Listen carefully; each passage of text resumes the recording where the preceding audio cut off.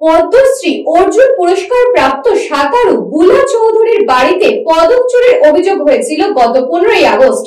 সেই ঘটনায় অভিযুক্ত শেখ শামীম সহ মোট 3 জনকে গ্রেফতার করল পুলিশ। উদ্ধার আরো 13টি পদক। এই খবরটি নিবেদন করছে স্বামী বিবেকানন্দ ইউনিভার্সিটি, আপনার সন্তানের স্বপ্নের ভবিষ্যৎ গড়ে তোলার একমাত্র সঠিক ঠিকানা।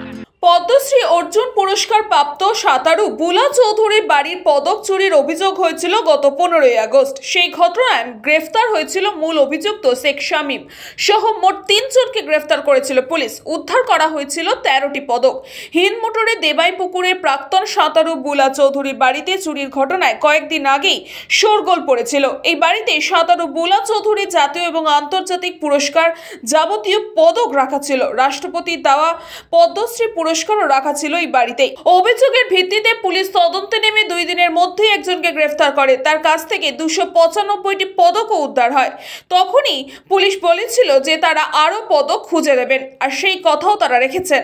আজ বুলা চৌধুরীকে শ্রীরামপুর ডিসিপি অফিসে উদ্ধার হওয়া পদক দেওয়া হয় পুলিশের পক্ষ থেকে। পদক পেয়ে যথেষ্টই খুশি সাঁতারু। সৌরভ ঘোষের রিপোর্ট, নিউজ বঙ্গ time. St. Augustine's Day School, Barakpur.